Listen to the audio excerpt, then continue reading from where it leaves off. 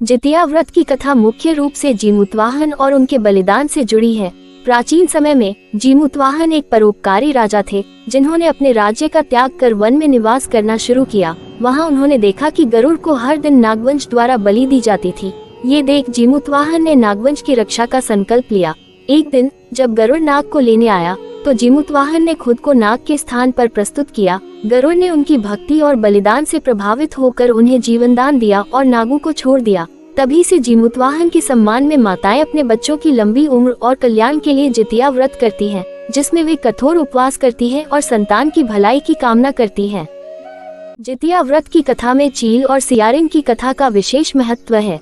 इस कथा के अनुसार प्राचीन समय में चील और सियारिन दोनों ने जितिया व्रत रखा था। दोनों ने संकल्प लिया था कि वे बिना कुछ खाए पिए व्रत करेगी और अपने बच्चों की लंबी आयु की कामना करेगी। चील और सियारिन दोनों व्रत के लिए एक नदी के किनारे बैठी थी। वहां व्रत के बाद दोनों ने एक दूसरे से वादा किया कि वे नियमों का पालन करेगी और व्रत भंग नहीं करेगी।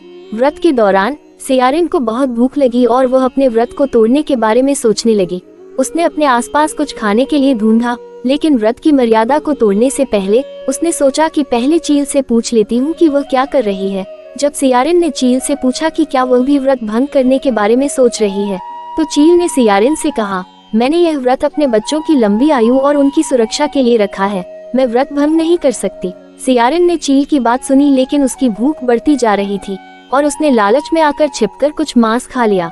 चील ने अपना व्रत पूरा नियम और श्रद्धा से किया, जबकि सियारिन ने धोखे से व्रत भंग कर दिया। समय बीता और चील और सियारिन के बच्चों का जीवन भी इस व्रत के फलस्वरूप बदल गया।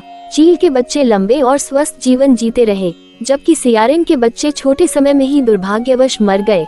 इस कथा का संदेश ये है कि व्रत श्रद्धा, भक्ति और पूरी निष्ठा से करना चाहिए, क्योंकि व्रत में की गई कोई भी गलती या धोखा उसका फल नहीं दे पाता।